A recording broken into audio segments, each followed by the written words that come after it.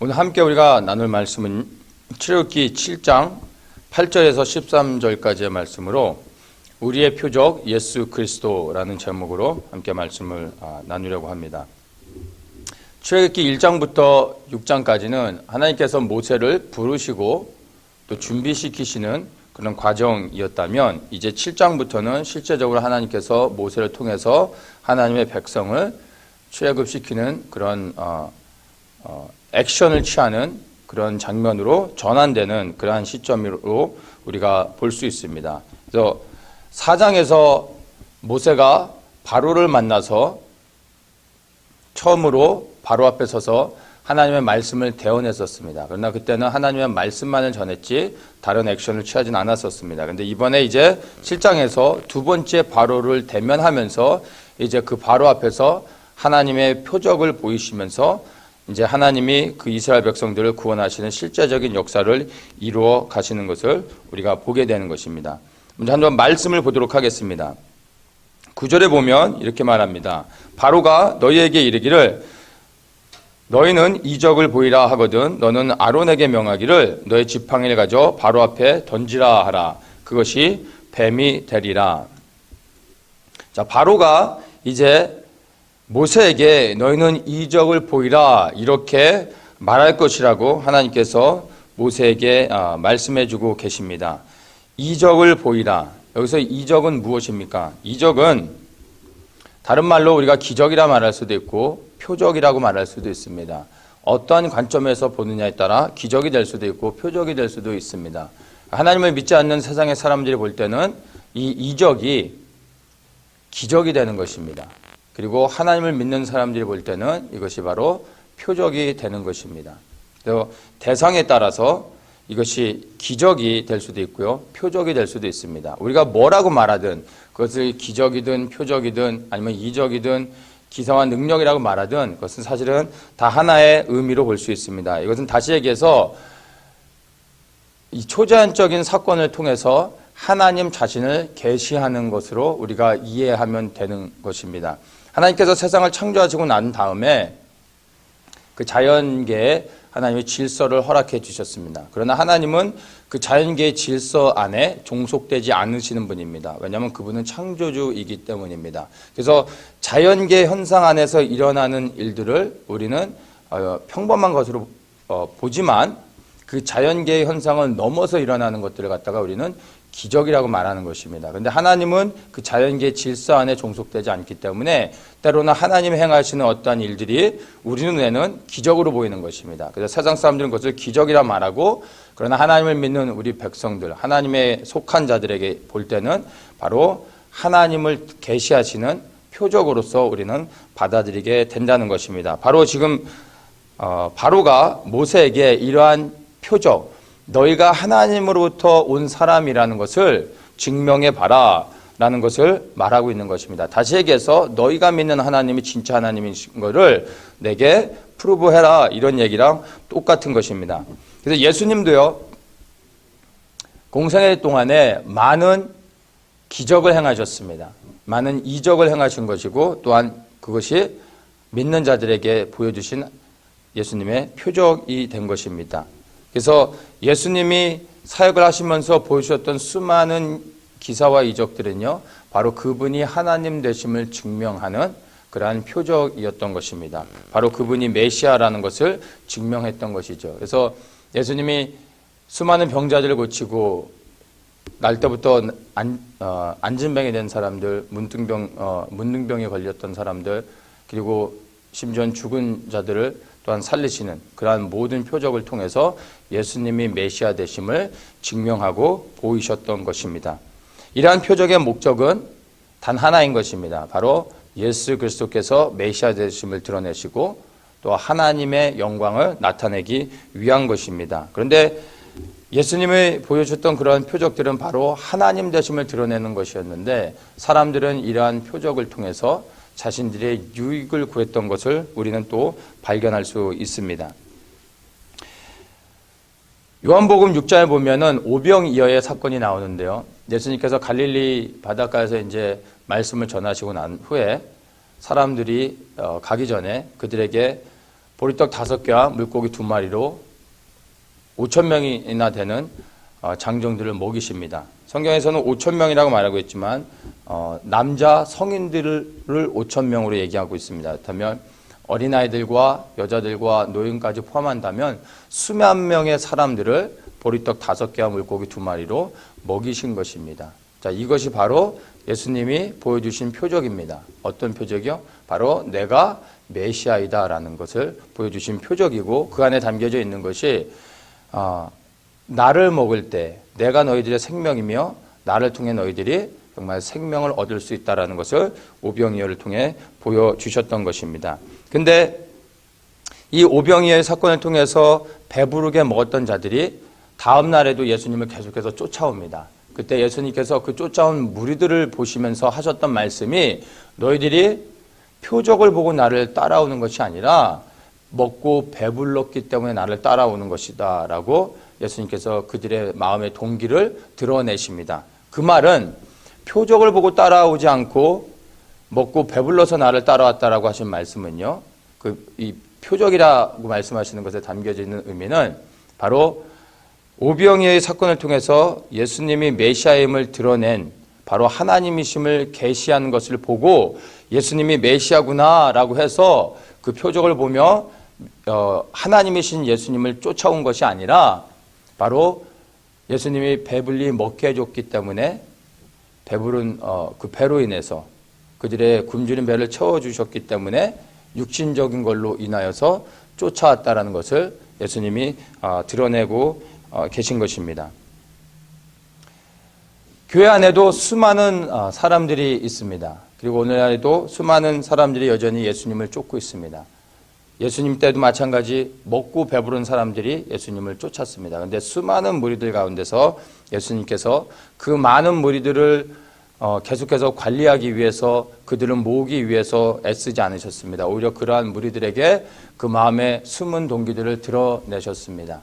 교회 안에도 수많은 사람들이 예수님을 믿고 예수님을 따른다고 하지만 여기에서 얘기해 준 것처럼요, 수많은 사람들의 마음의 동기는 먹고 배부르기 때문에 예수님을 쫓아오는 경우가 많다라는 것입니다. 이것은 다시 얘기해서 예수님한테 갔더니 밥을 주더라, 예수님을 믿었더니 잘 산대더라, 오래 산대더라, 복 받는 데더라, 돈을 많이 번 데더라, 바로 이러한 것들입니다. 이것이 바로 먹고 배부른 것을 위해서 예수님을 쫓는 것입니다. 근데 이렇게 먹고 배부른 것 때문에 쫓았던 사람들의 결과가 무엇인지 압니까? 요한복음에 보면 요한복음 6장에 분명하게 먹고 배부른 이유로 인하여서 예수님을 쫓았던 사람들의 그 결과에 대해서 분명히 말해주고 있는데, 그 사람들의 결과는 나중에 그들이 예수님을 떠나 다시는 예수님과 함께 다니지 아니하였다라고 성경에서는 분명히 말해주고 있습니다. 먹고 배부른 것 때문에 예수님을 쫓는 사람들은요, 끝내는 예수님을 떠나게 됩니다. 예수님을 떠나는 게 죄고 그 죄의 결과로 인하여 예수님께 영원히 다시 돌아오지 않는 것입니다. 그것이 바로 지옥인 것입니다. 먹고 배불러서 예수님을 쫓을 수는 있지만 끝까지 그 이유로 예수님을 쫓는다면 결국엔 예수님을 떠날 수밖에 없는 것입니다. 여기 계신 모든 분들이 먹고 배부르는 것을 위해서 예수님을 쫓는 것이 아니라 표적을 보고 예수가 왕이심을, 예수가 그리스도이심을, 그분이 유일한 메시아이심을 보고 발견하며 그분을 쫓는 분들이 되시기를 예수님의 이름으로 축복합니다. 자, 이렇게 기적을 통해서 나의 유익을 찾고 나의 필요를 채우며 그러한 것을 계속해서 쫓아다니는 사람들은 바로 나를 위하는 것입니다. 그 끝은 예수님을 떠나게 될 수밖에 없는 것을 보여주고 있습니다. 자, 모세에게 바로가 표적을 보이라고 말했던 것처럼 예수님을 믿는 이 시대에도 동일하게 세상은 우리에게 바로가 요구했던 것처럼 우리에게 표적을 보일 것을 요구합니다. 그럴 때 우리가 보일 수 있는 표적은 무엇입니까? 바로 그런 것을 위해서 예수님께서 우리에게 주신 권세와 능력이 있습니다. 귀신을 제어하는 권세와 능력을 주셨을 뿐만 아니라 모든 병과 모든 약한 것을 고치는 능력을 우리에게 주셨습니다. 그러한 능력이 성령 하나님을 통해 우리 안에 나타날 수 있도록 기도해야 되는 것이며, 또한 그런 것들을 우리가 예수의 이름으로 사용해야 됩니다. 그럴 때 예수 그리스도께서 우리 안에 계시는 표적을 드러내시면서 그분이 왕되심을 나타내시는 것입니다. 우리를 통해 역사하시는 것이죠. 특별히 이것이 우리 개개인을 통해서도 나타날 수 있지만 교회라는 공동체를 통해서 우리가 함께 연합해서 예수가 그리스도이심을 우리 안에 나타나는 그 능력과 권세를 통해서 우리가 병을 치유하고 또 중보를 통해서 문제들을 해결하며 하나님의 나라가 이 땅에 임할 수 있도록 우리가 기도할 때 하나님의 놀라운 권세와 능력을 통해 더욱더 큰 영향력을 발휘할 수 있다는 것입니다. 그런 것을 통해서 바로 우리가 예수 그리스도의 표적, 그분이 하나님이심을 교회 공동체를 통해 드러낼 수 있는 것입니다. 그러나 무엇보다도 가장 근본되는 표적은 무엇입니까? 그것은 바로 우리가 보여줄 수 있는, 세상에게 보여줄 수 있는 가장 본질적인 그리고 중요한 표적은 바로 예수 그리스도인 것입니다. 오직 예수 그리스도 그 하나의 표적으로 우리가 세상 가운데서 드러낼 수 있는 표적이 되는 것입니다. 이것은 조금 이따 좀 더 나눠보도록 하겠습니다. 자, 10절을 한번 봅니다. 모세와 아론이 바로에게 가서 여호와의 명하신 대로 행하여 아론이 바로와 그 신하 앞에 지팡이를 던졌더니 뱀이 된지라, 이렇게 말하고 있습니다.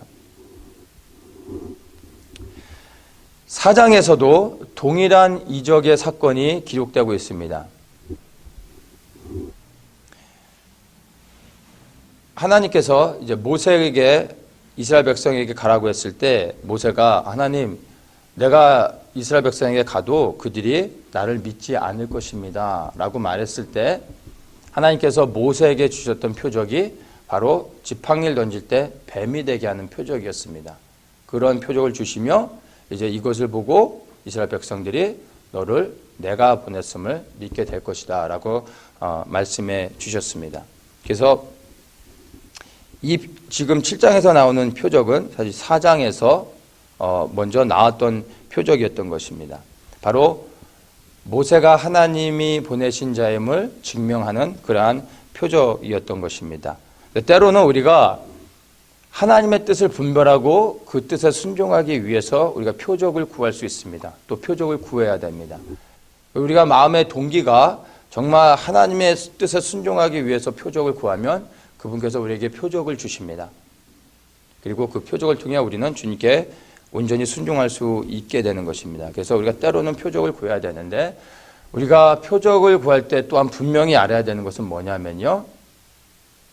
표적을 구하기 이전에 하나님은 그 표적을 주셨을 때 분명하게 하나님의 뜻에 온전히 순종할 수 있는 준비가 돼야 된다는 것입니다. 생명들의 예수 그리스도를 따르며 순종할 준비가 되지 않고서 함부로 표적을 구하면 안 되는 것입니다. 왜냐하면 사정에서 보여주셨던 것은 단순히 지팡이 던졌을 때 뱀이 되게 하셨을 뿐만 아니라 그 뱀이 되게 한 것을 하나님께서 모세에게 꼬리를 잡으라고 말씀하셨다는 겁니다. 상식적으로 우리가 알지만 뱀은 머리를 잡아야지 꼬리를 잡으면 안 됩니다. 꼬리를 잡는 순간 뱀이 그 손을 물 수밖에 없게 되는 것입니다.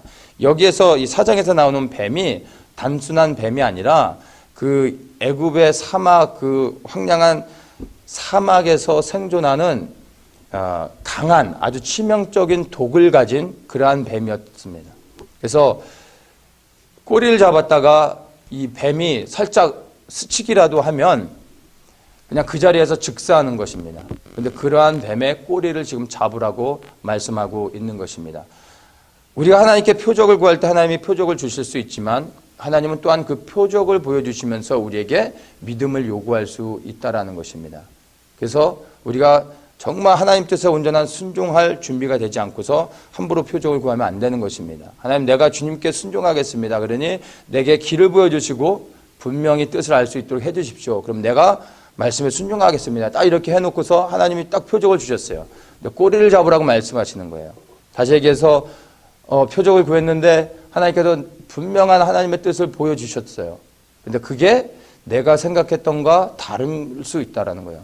내가 기대하고 내가 바랬던 것과 다를 수 있다는 거예요. 그럴 때 하나님, 저는 사실 하나님이 이렇게 제게 말씀하실 줄은 몰랐습니다. 이거는 좀 곤란하지요 라고 말한다면 서로 관계가 이거 어려워지는 것입니다. 꼬리를 잡으라고 하는 거죠.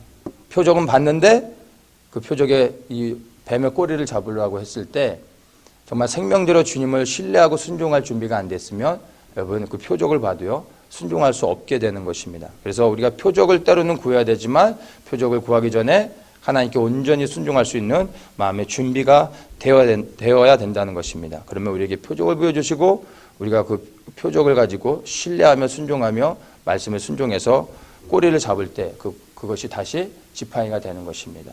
그리고 그 믿음의 시험을 통과하고 이제 부르신 가운데 나아갈 수 있게 되는 것이죠.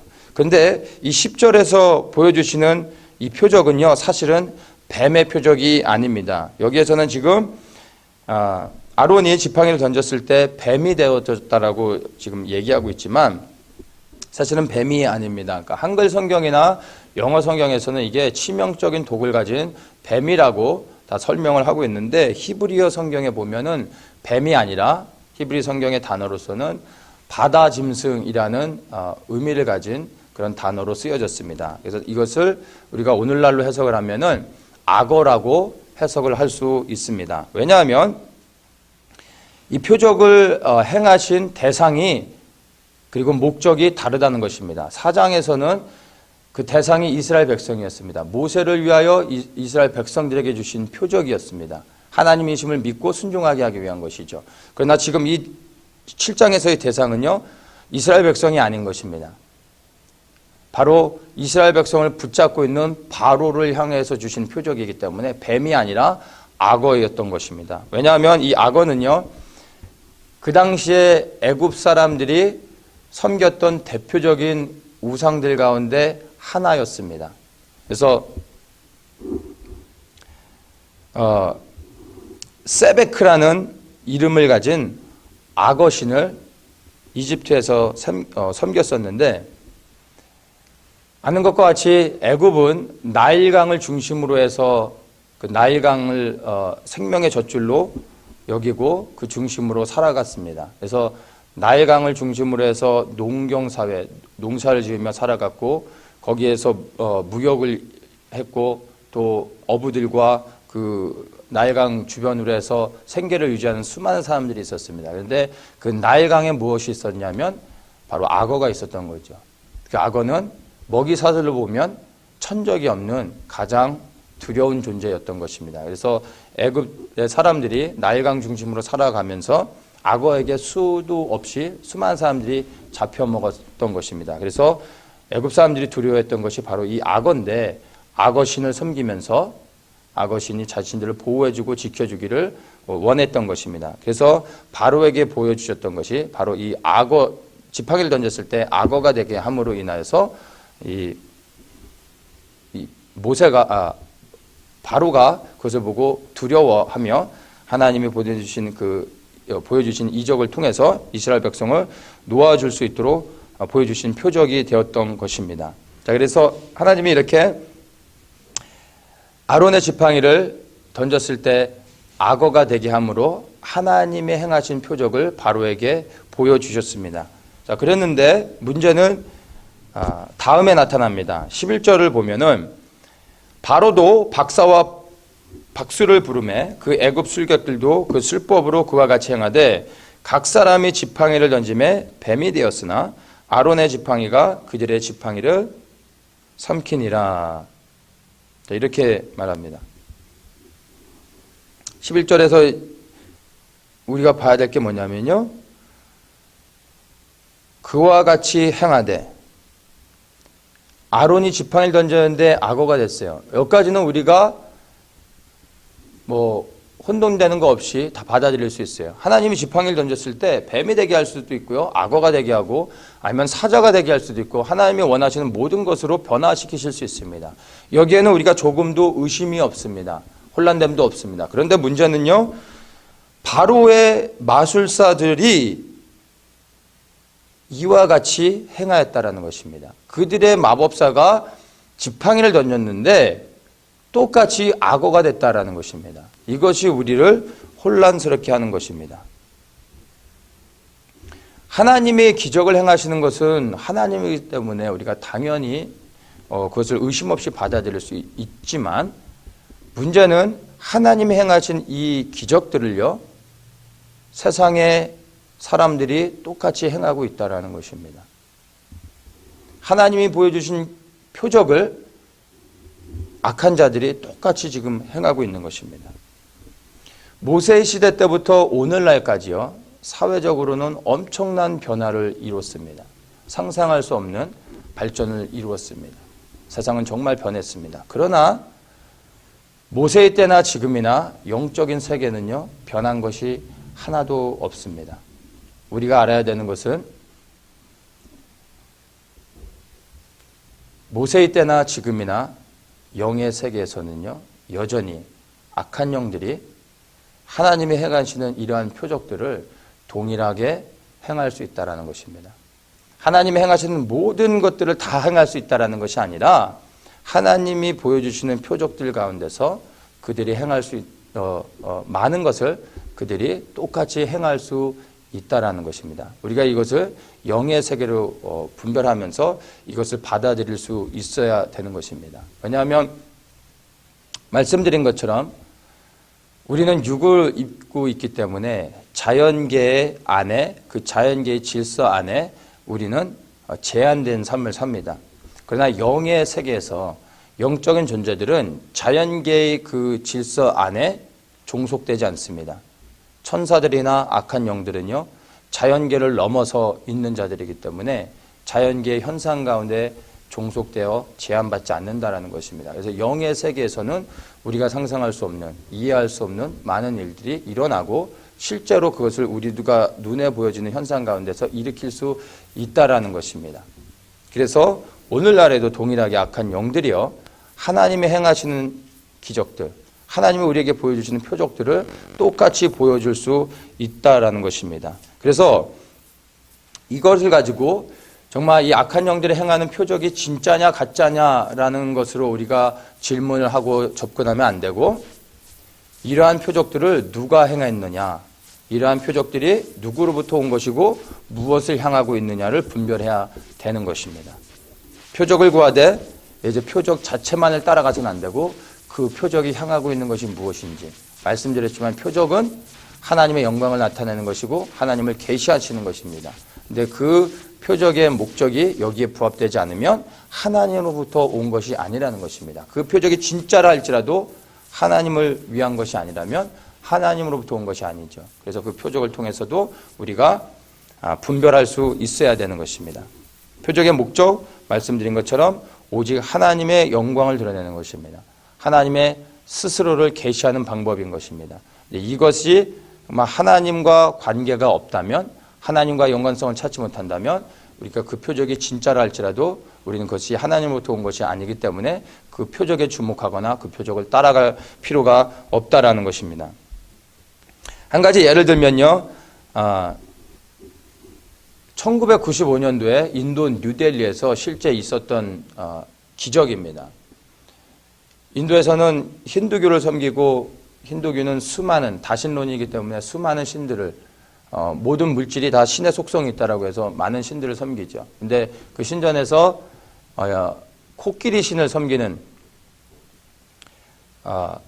사람이 있는데, 이 사람이 이제 잠을 자는데 코끼리 신이 꿈에 나타나가지고 우유를 먹고 싶다라고 얘기한 거예요. 그래서 이 사람이 아침 일찍 일어나가지고 신전에 가서 그 사제한테 자기가 꿈의 이야기를 하고 허락을 받아가지고 그 코끼리 신 그 신전 앞에서, 이 코끼리 신 그 석상 앞에서 우유를 한 컵을 따라가지고 이제 그 앞에다 딱 놓은 거예요. 했더니 그 보는 앞에서 우유를 다 마셔버린 겁니다. 우유가 쭉 사라져버린 거예요.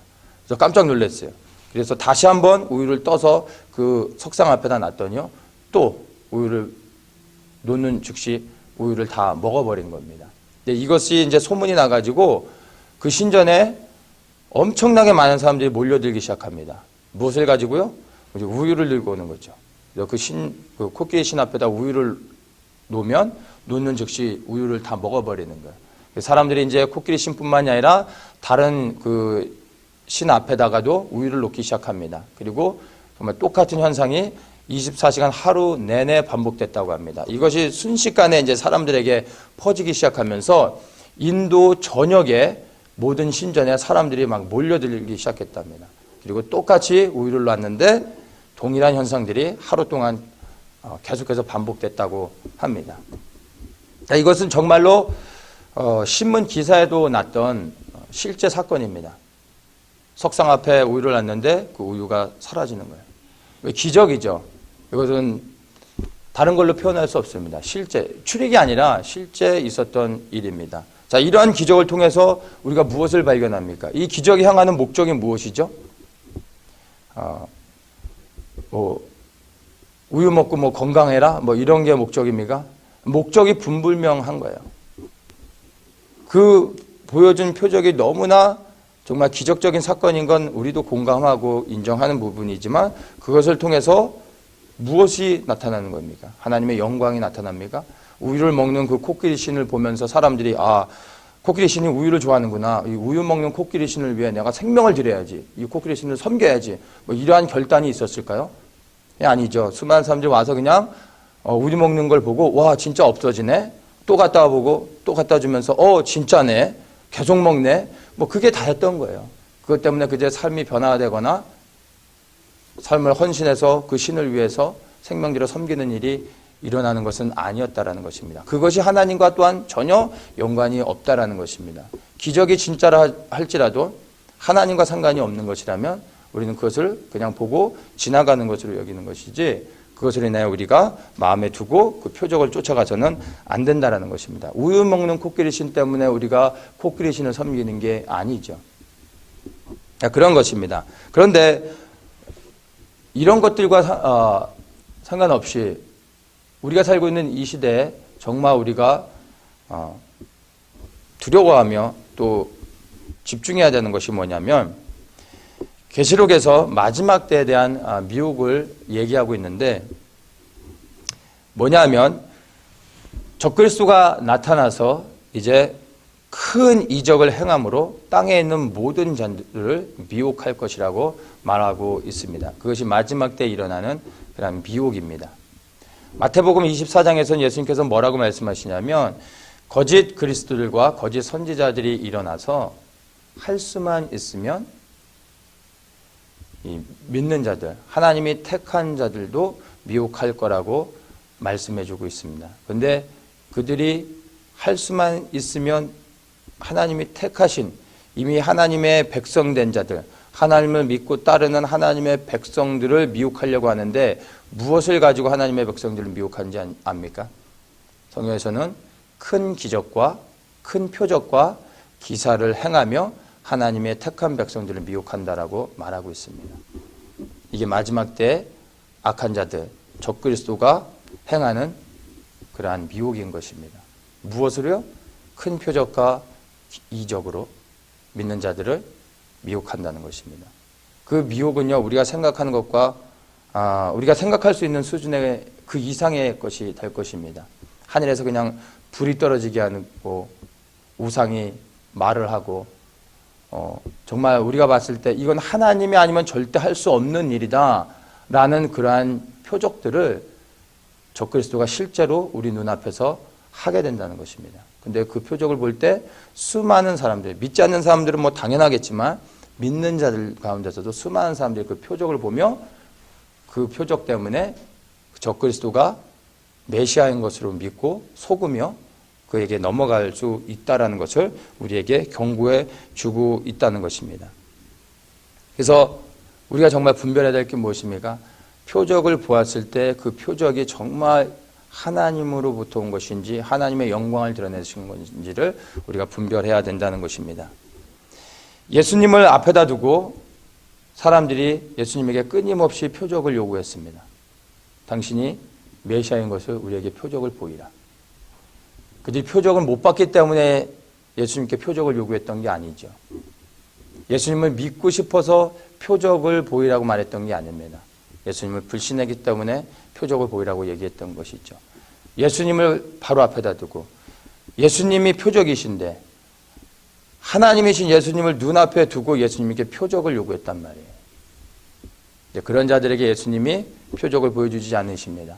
그리고 너희들에게 보여줄 표적은 요나의 표적밖에는 없다라고 말씀하셨어요.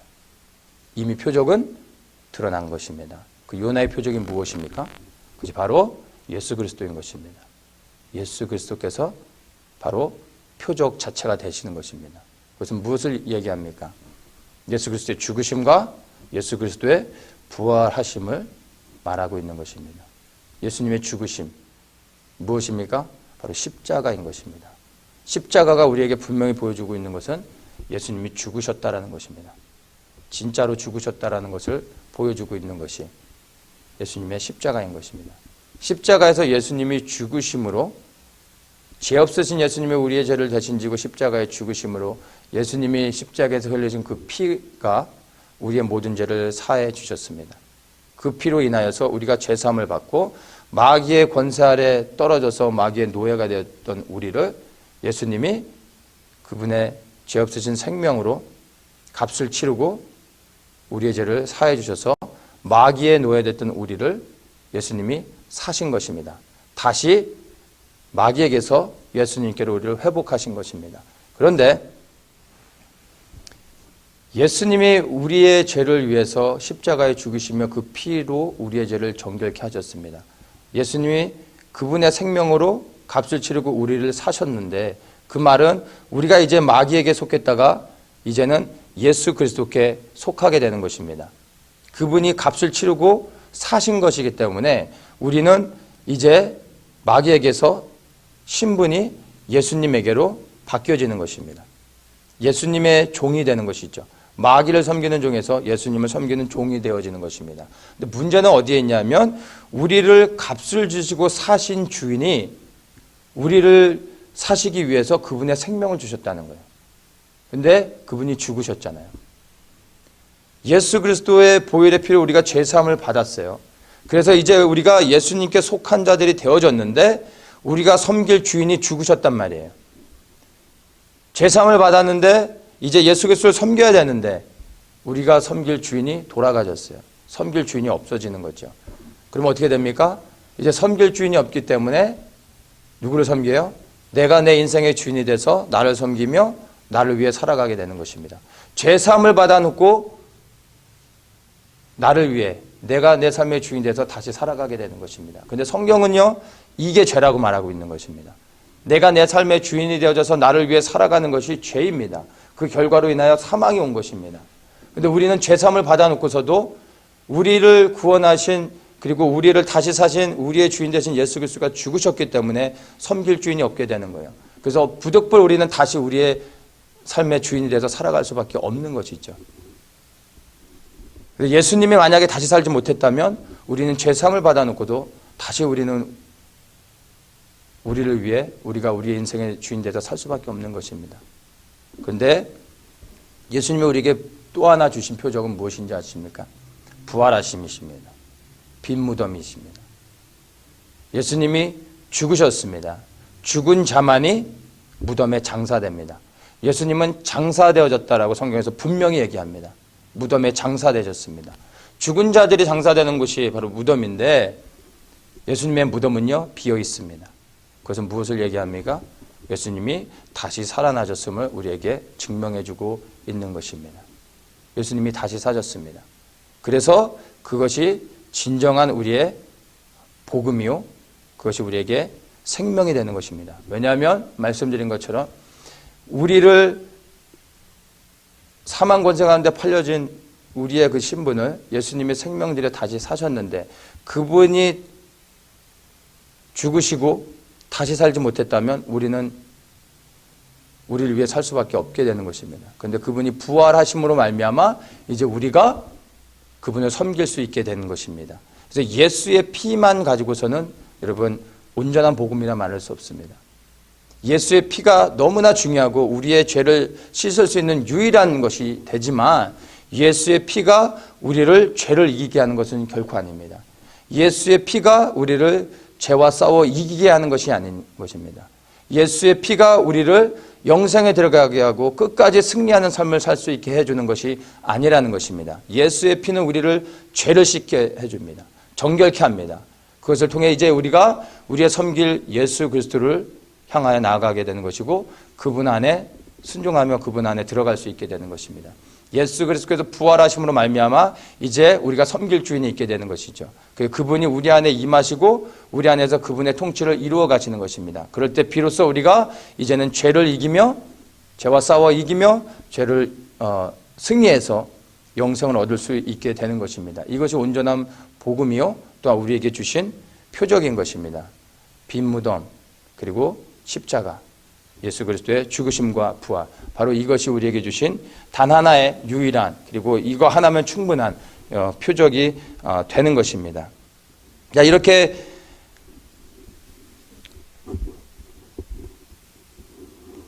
바로가 아론의 지팡이를 하나님께서 악어가 되게 했을 때 동일하게 애굽의 술객들을 통해서 악어를 그 지팡이를 던져 악어를 되게 했습니다. 그러나 하나님께서 우리에게 또한 보여주고 계신 게 있습니다. 그들이 동일하게 하나님이 행하시는 표적을 보여주었다 할지라도요, 12절에 보면 각 사람이 지팡이를 던짐에 뱀이 되었으나 아론의 지팡이가 그들의 지팡이를 삼키니라, 이렇게 말하고 있습니다.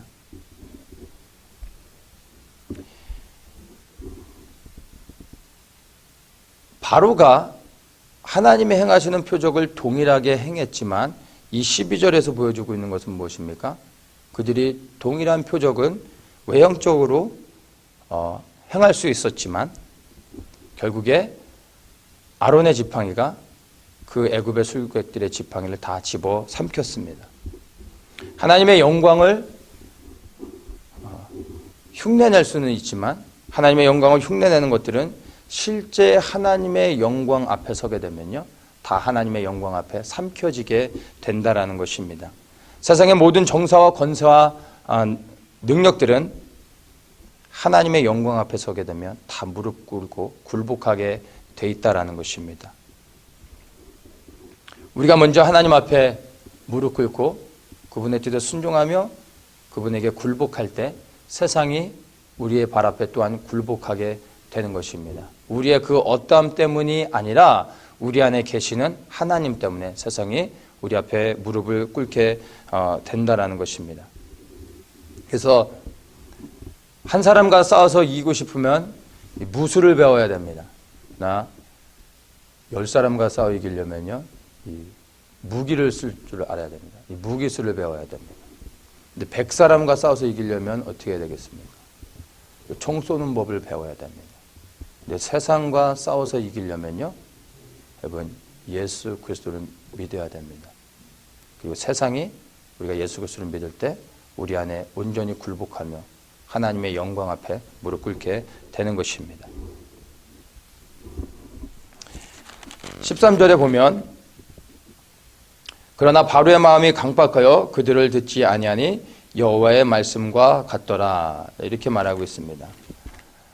아론을 통해서 하나님께서 분명한 하나님의 그 계시를 표적을 통해서 보여주셨음에도 불구하고 13절의 결론은 뭡니까?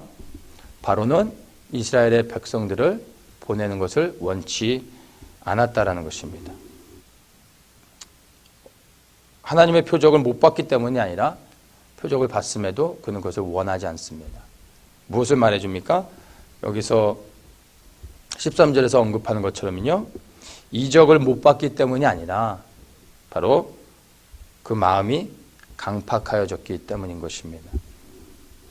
이 마음이 강팍하여졌다라는 것을요, ESV에서는 Pharaoh's heart was hardened, 이렇게 말하고 있습니다. 그러니까 마음이 굳어졌자라는 얘기입니다. 이 harden이라는 단어를, 굳어졌자라는 이 harden이라는 단어를 히브리어로 카자크라는 단어를 쓰는데 이 단어 안에 포함되어 있는 의미가 굉장히 많아요. 근데 이 본문과 관련해서 이 단어 안에 포함되어 있는 그 핵심 의미를 보면요, primitive root라는 의미가 있습니다. 그러니까 근원적인 뿌리, 근본됨의 뿌리라는 의미가 있고, 하나는 또 bind라는 의미가 있습니다. 말 그대로 묶다라는 의미이죠. 그래서 이 harden이라는 단어는요, 그 의미를 살펴보면 마음의 중심이 묶여져 있다라는 것으로 우리가 이해를 할 수 있습니다. 마음의 중심이 굳어져 있어요. 마음의 중심이 그 뿌리가 완전히 묶여져 있기 때문에 표적을 보아도 마음의 동요가 일어나지 않는 것입니다. 그래서 표적보다 더 중요한 것이 무엇입니까? 마음 중심의 근본됨인 것입니다. 그 중심이 묶여져 있으면 표적을 본다 할지라도 마음에 어떠한 변화도 일어나지 않는 것이죠. 그래서 속사람이 강건케 되는 게 근본보다 중요한 것입니다. 그래서 나의 속사람이 묶여져 있으면 무엇을 보고 무엇을 듣고 그리고 그 무엇을 결단한다 할지라도요, 실제적으로 그 어떠한 변화도 그 삶의 본질적인 것은 변화는 일어나지 않는다는 것입니다. 세상은 수많은 표적을 구합니다. 오늘날에도 수많은 표적들을 우리에게 요구하고 있습니다. 그러나 우리가 줄 수 있는 단 하나의 표적 무엇입니까? 예수 그리스도인 것입니다. 세상이 원하는 표적을 주는 것이 아니라 세상이 진정으로 필요한 표적을 우리가 주어야 하는 것입니다. 그들이 요구하는 방식에 맞춰 우리가 표적을 보여주는 것이 아니라 세상이 정말로 필요한 표적을 우리가 그들에게 보여주어야 한다는 것입니다. 그 표적이 무엇입니까? 예수 그리스도인 것입니다. 예수 그리스도. 단 하나의 우리의 표적, 그 예수 그리스도를 보여주어야 되는 것입니다. 왜냐하면 우리의 이 강팍해진 마음, 굳어진 마음, 묶여진 이 마음의 중심을 변화시킬 수 있는 분도 오직 예수 그리스도인 것입니다. 그리고 표적을 통해 하나님을 믿고 그 하나님께 순종하며 생명을 들여 그 하나님을 따르기로 결정하게 되는 것도 바로 예수 그리스도께서 하실 수 있는 일인 것입니다. 그래서 우리가 구해야 될 유일한 표적, 바로 예수 그리스도. 우리가 붙잡아야 될 단 하나의 표적, 우리가 세상 가운데 자랑하며 증명해야 될 단 하나의 표적, 바로 예수 그리스도인 것입니다. 이거 하나면 충분한 것입니다. 그리고 이 마지막 때 우리에게 수많은 표적들이 앞에 이제 기적들, 이사들이 능력들을 나타내며 우리를 미혹할 때도요, 예수 그리스도의 이 표적 하나만 가지고 우리가 분별하면서 주님께 순종하며 나아갈 수 있는 것입니다. 그래서 더욱더 우리에게 표적 대신, 유일한 표적 대신 예수 그리스도를 붙잡고 이 표적으로 말미암아 하나님의 말씀에 순종해서 끝까지 우리에게 주신 삶의 믿음의 지경, 그리고 우리에게 명하신 하나님의 그 요구하시고 명령하시는 하나님의 부르신 가운데 순종하며 나아갈 수 있게 되는 것입니다. 바로 우리에게 주신 이 하나의 표적, 예수 그리스도를 붙잡고 이 표적을 믿으며 또 이 표적을 세상 가운데 자랑하고 드러내며 나아가는 우리 모든 성도님들 되시기를 예수님의 이름으로 축복합니다.